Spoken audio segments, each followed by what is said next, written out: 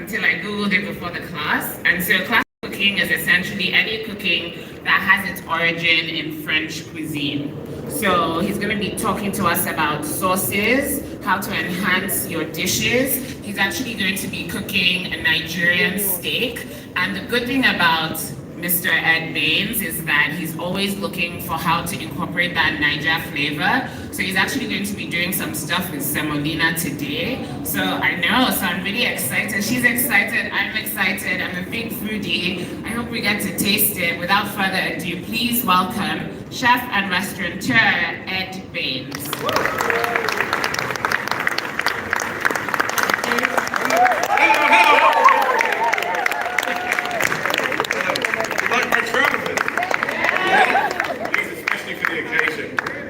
We went and got these yesterday. I saw someone wearing them. I was like, I need a pair of those. Yeah, it made me feel at home. Okay, guys, it's great to be here. It's great to be in Lagos. It's the first time I've been to Nigeria. First time I've been to Lagos. Oh, yeah! What a place! You know, it's been a great trip so far. Everyone's been very, very friendly, very helpful, very hospitable, and then we came to the kitchens.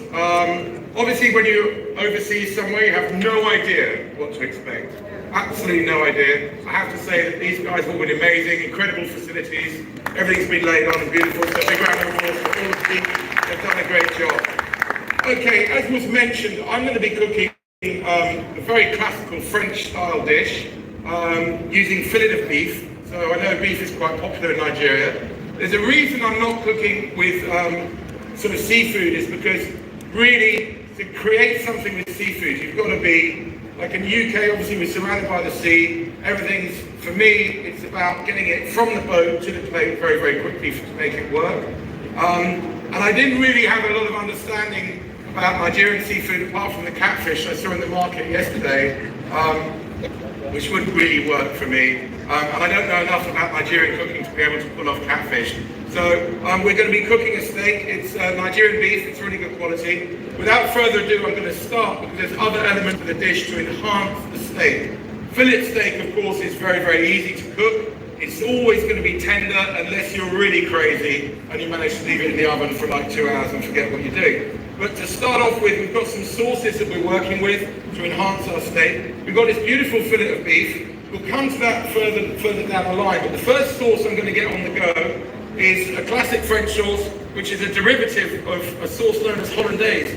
Now, you often find sauces that are extremely delicious end up becoming very popular. When something becomes very popular, it gets commercialized. So everyone loves to eat this, let's make it in a factory. The moment it gets made into a factory, and taken into a factory, in my opinion, often the origins of that sauce become bastardized. The taste and flavor is nothing like the original thing.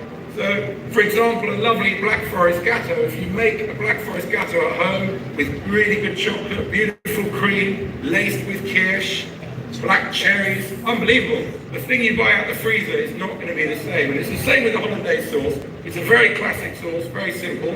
I'm looking around at wearing my saucepans and I think I need some pots and pans, chef. He's hidden them all away. Everything comes out right good. Here we go.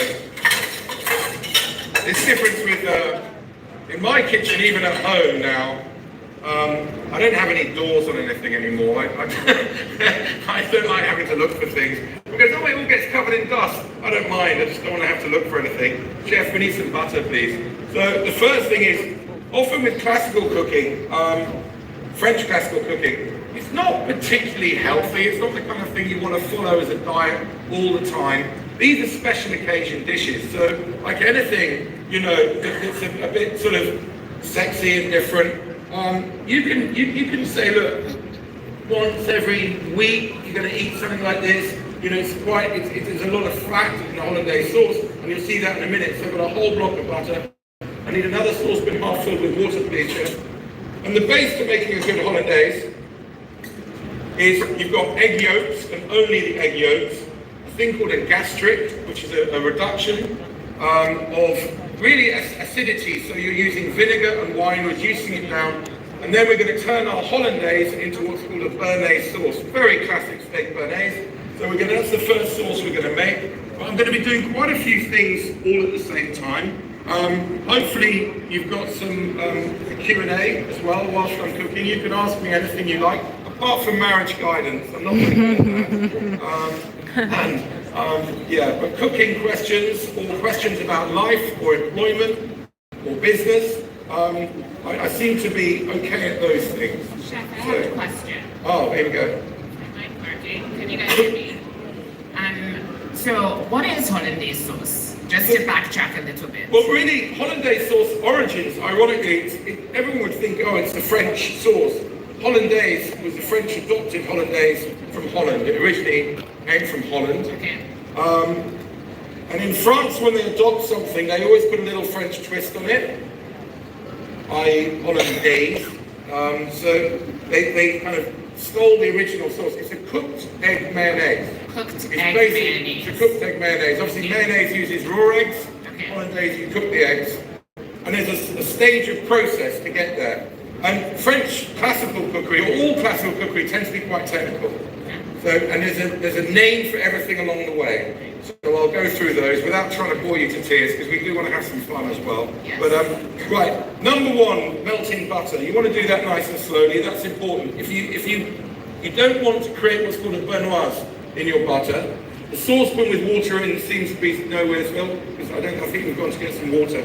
So we need to do that. Whilst we're doing that, we're going to start making a sauce as well, another sauce, which is a classic French sauce we're making for our beef sauce. So with this, I was delighted that I wrote on my recipe I needed some gravy, and actually it was a good thing that one. That's that one.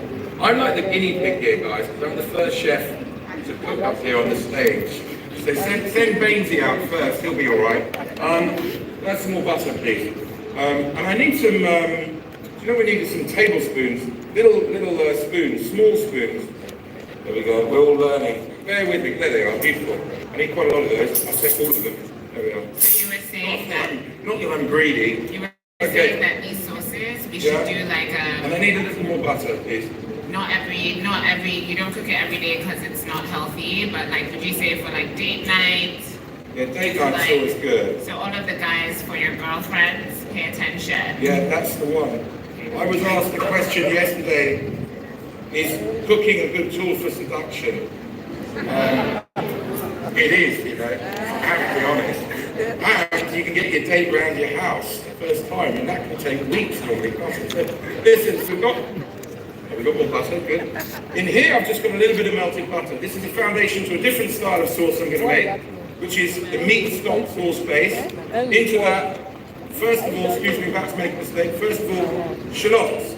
And you see, everything we've done very finely with detail, okay? At work, I always say, I don't want country sticks when people cut things. You want things, and the reason for that is it will cook very quickly, and everything cooks at the same time. So if you can't find shallots, just, you know, in Nigeria, can you replace it with onions? Yeah, finely chopped onions. Finely chopped onions. Try and get them nice and fine. There's a technique behind that. I'll show you in a minute the technique. I'm just going to get my bases going. Never had garlic and shallots at the same time. Okay. Shallots and most vegetables are about 80% water. Garlic is 80% oil. And by the nature of being 80% oil, it will cook much more quickly. So when you find something's overpowered with garlic, it means that the person cooking is usually burnt with garlic. When you work with garlic, you go quite quickly. A little bit of garlic. Always in French cooking, you use garlic. Do you use a lot of garlic in Nigerian cooking? Yes. Yeah. I love it. I think it's a great thing. It's very good for you. And everyone says, oh, you smell of garlic. I mean, I often smell of garlic, as if it's a problem. I think it's quite a nice smell, the smelling of garlic. The most powerful part of the garlic is the little thread that runs through the middle of the garlic. You can remove that. In France, they often do. So we've got some shallots and garlic into that. And then we're going to add what's called a flambé. So this, we take our flame up to a full heat. The moment you do that, in goes our brandy, and we flambé. So what we're doing here is we're burning off the alcohol in the brandy, and we're going to bring it right down. So in France, it's called a glass. Take it right down, so it's quite sticky. You can warm yourself on that. No, alcohol. You can really let it go. I'm going to burn the extra. That's why the fire is showing. The butter's melting nice and gently.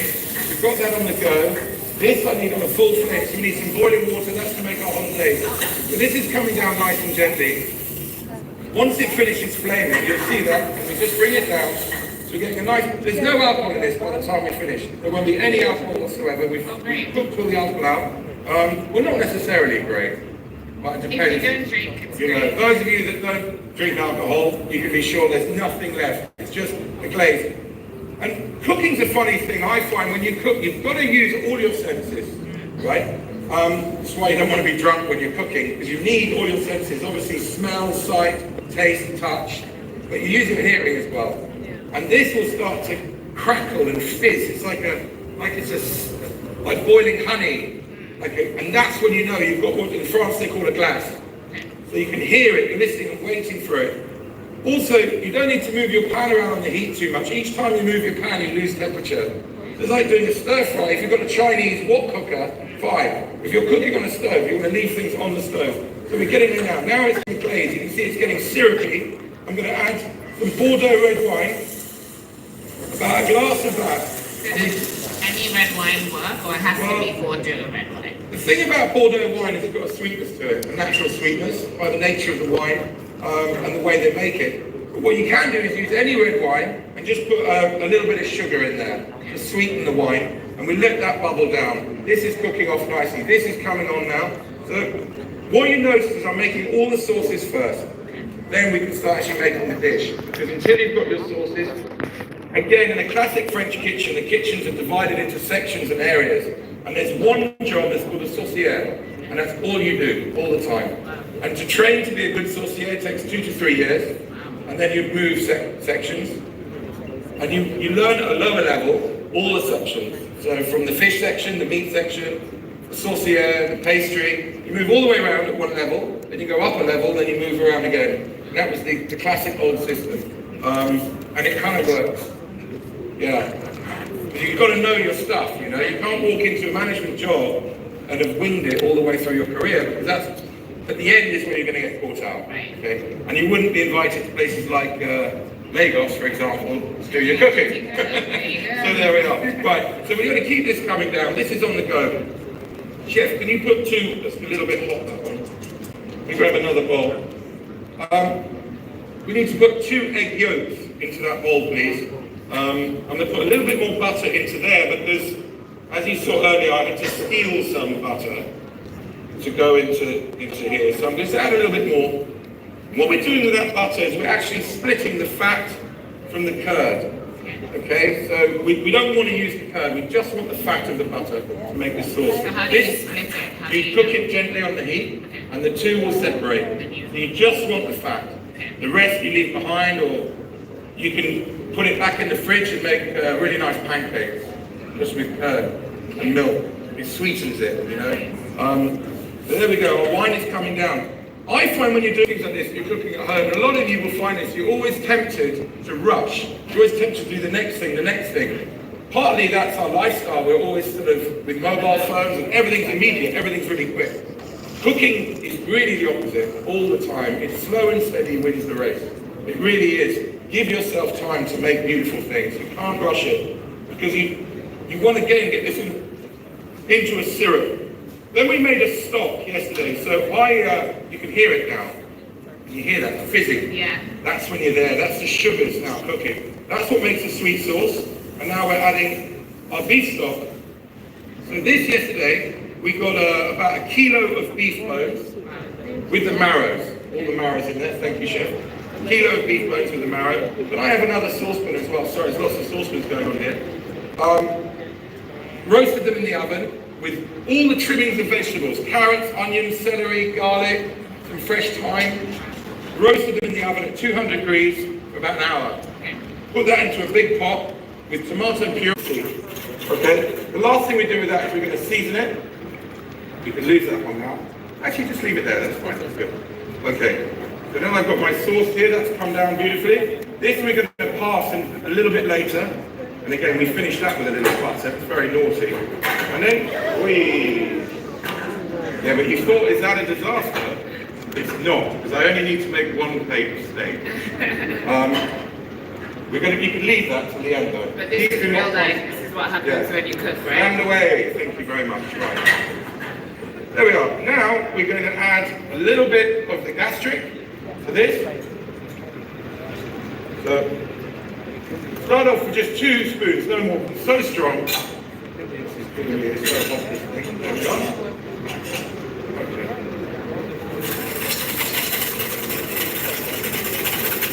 And then I can place that to one side, somewhere a little bit cooler. We're just going to let that sit for a little bit. And that's just about done. We're going to taste it. So you never want to use your fingers, especially when you've got an audience in front of you. Use a spoon.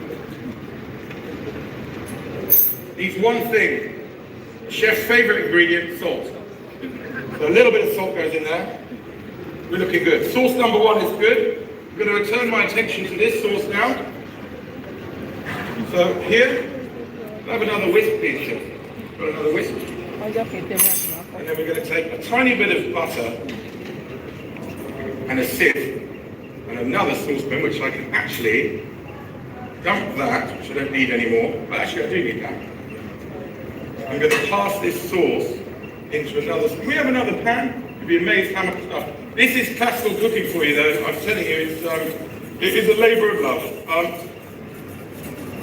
So if you don't have 5 saucepans at home, how would you create this? I do this in a more staged process. Right.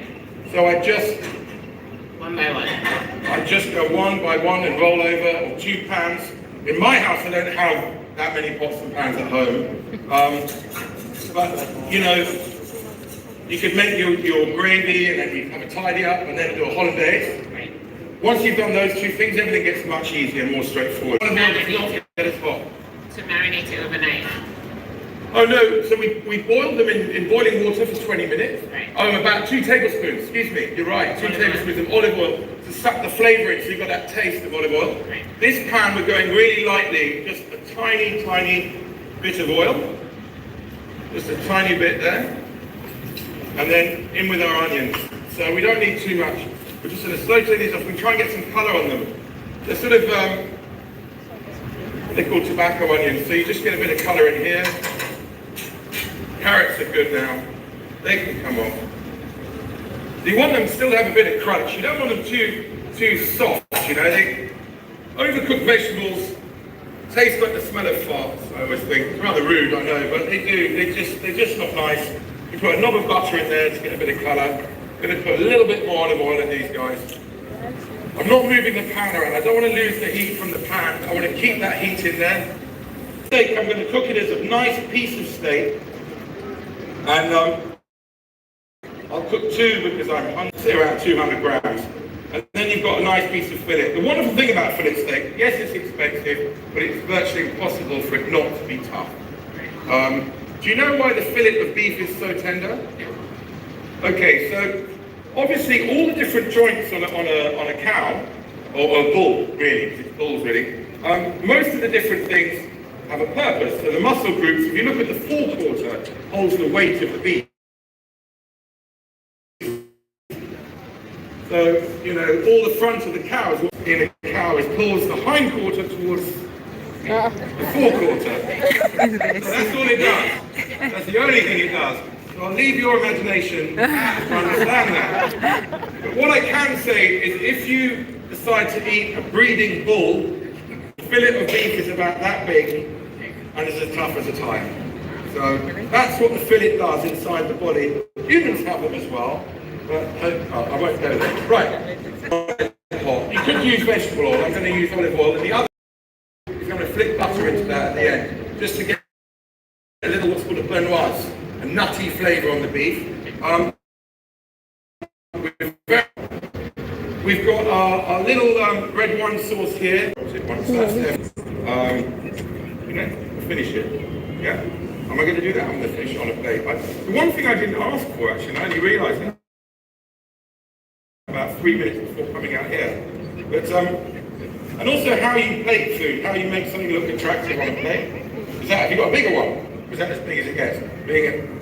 That one, there we go. Perfect. Lovely. Lovely. That's wonderful. Thank you. So we've got a nice surface that you're working to. But you really do work to clear away, and especially do this at home where you get into a right muddle. So we've got all of our elements here. We've got our béarnaise sauce, we've got our vegetables. I need the best spoons to use to serve food are these. So I want 1, 2, 3, 4, 5 of these, chef, ready here. And that's, you get yourself, so in French cooking it's called mise en place, put in place. So you've got everything you need in place. Get rid of any excess oil here. And then the last thing we're going to do is cook our steak. Everything else is ready, it's all looking good. So I'm going to cook 3 of these steaks. How do you recommend you cook the steak? Because in Nigeria we like things well done, which maybe in France is not so approved. We don't like blood, right? No. I mean, look, you can either kindly and firmly, if someone said, I want something well done, and if someone said to me, I want something well done, what do you suggest? I'd say an Uber, but I don't know, I'm joking. Look, I get cooking meat well done, if you're in a very hot climate, because it's a kind of safety thing. In colder climates, Northern France, the UK, you try and, I mean, some people like their meat really, really rare. I don't. I like it cooked. So it's just pink. But the thing is, what happens is when it's well done, you tend to deny yourself the texture. So you might as well have braising stick or some other different style of cooking, so you've got more texture, more flavour. You know, and that's how it works, because the cheaper cuts always contain more flavour, a lot more flavour. But you've got to know how to cook them. So like this, it's so simple. You seal it on both sides, then you let it rest for a little bit. It's important to let it rest.